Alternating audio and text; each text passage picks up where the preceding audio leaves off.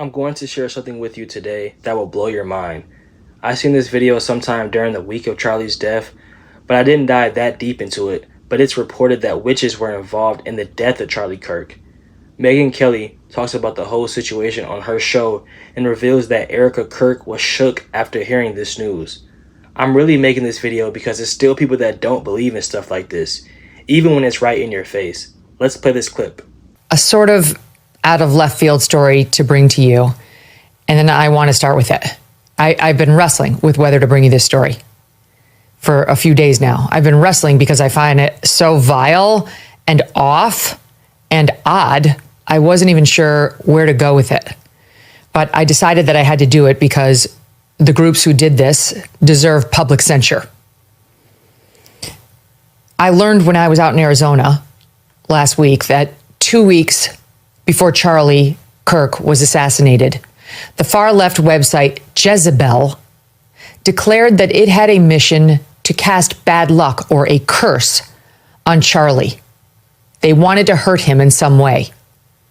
They declared, quote, if the far-right misogynist with a bad haircut wants to villainize independent women, Jezebel is more than happy to be the hag of his nightmares. And they went on to the website Etsy, yes, Etsy, to, quote, cast a curse on him. Yes, this is actually a thing.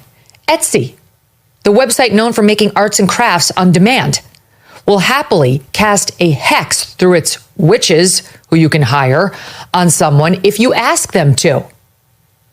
The Jezebel crew was delighted to discover, quote, it's not uncommon for the so-called witches on Etsy to channel their energy toward thwarting Republicans.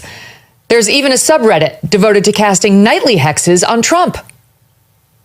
Jezebel decided Charlie Kirk, who they've repeatedly described as far-right, the founder of the right-wing conspiracy theory factory, Turning Point USA, is, quote, more irritating than most, and asked its audience if they were, quote, interested in punishing Kirk for years of regressive rhetoric with a curse, with a hex on him. After all, they told readers, he's basically a fake news vending machine. The article notably does not list the name of any particular author, but simply uses its company name as the byline. So we don't know exactly which writer or staffer at Jezebel, which has long been a disgusting publication, came up with the idea. But since they're attributing it to all of them, so will we in terms of our blame. It was, in fact, the brainchild of one writer, however, because it is written in the first person, a female. The writer explains now, is it ethical to curse a man I've never met? Probably not. But is it unethical to let him keep talking? Yes.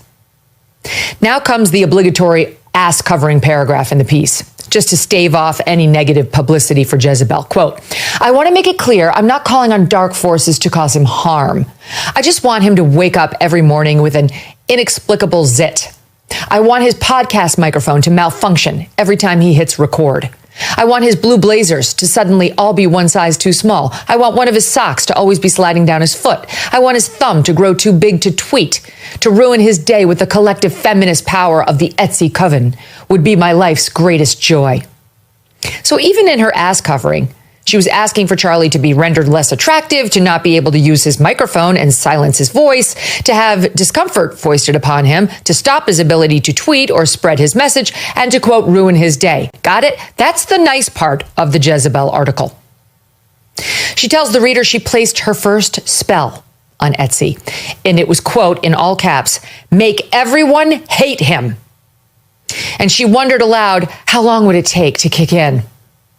The witch servicing Jezebel on Etsy contacted the writer and asked if she would like to, quote, amplify the energetic support of the spell for an extra $50. She did it. She goes on, for the powerful hex spell, I had to provide Kirk's date of birth for accuracy. The witch informed her that she, the witch, had performed the hex and that it was successful. Jezebel wanted to know when they were getting results on their curse. And while their article about all of this it was published on Monday, September 8th, it makes clear that the writer contacted contracted for the curse in late August. She says she wanted it to line up with the new moon in Virgo, which this year meant August 23rd. That tracks because she points out in the piece that by August 24th, she was waiting impatiently for results.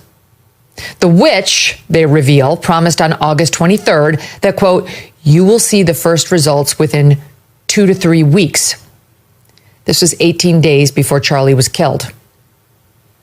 Not satisfied with this curse, the amped up one alone, Jezebel reached out to a, quote, third witch, Priestess Lilin. Jezebel opined, if enough people cursed a single person, would the results be stronger?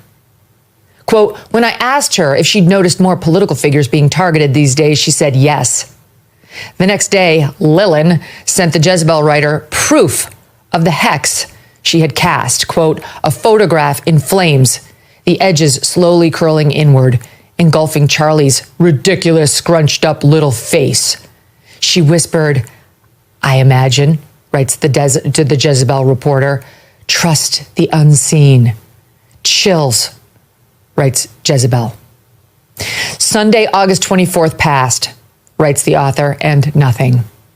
Monday, August 25th, still nothing. Tuesday, August 26th, nothing. But then she writes, she reminded herself, this is witchcraft, not Amazon. The forces operate on their own schedule. The Jezebel writer ends the piece as follows. So, did my Etsy curses work? Time will tell. The forces move in mysterious ways. And as the priestess Lilin reminded me, spell work is a collaboration between the caster, the client, and the universe itself.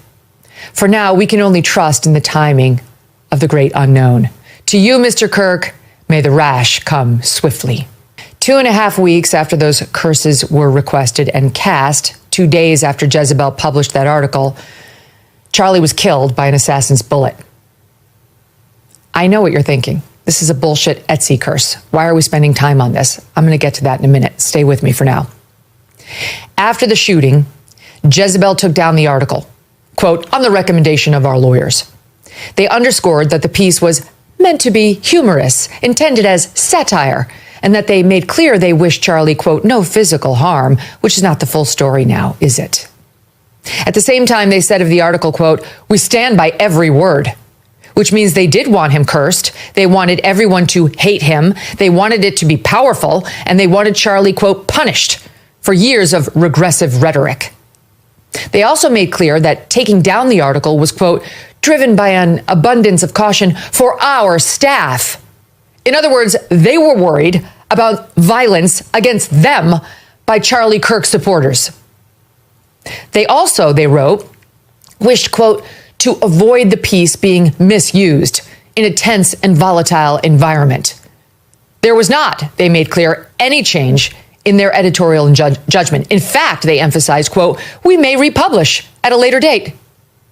They then rambled on about the country's gun problem and the heated political divide in the country and free speech, noting they do not actually condone political violence. Now, again, you may be saying to yourself, why are we talking about Etsy curses? None of this is real. Well, 2 things. First of all, Christians are opposed to casting spells or trying to contact the spirit world. Not only because they believe there's only one God, but because they acknowledge the existence of the devil and evil spirits. I just want to say that it's real out here. The spiritual realm is real, and there are demons and angels fighting over your soul every single day. I don't necessarily believe these literal witches took Charlie's life, but I do believe what happened to Charlie was God's will. The kingdom of darkness will not get the glory for this. It's God's glory. Why do you think it's so many people coming to Christ now? Why do you think so many atheists are changing their belief? It's because there's a revival going on. People are coming up out of the matrix. It's God's will and God's glory.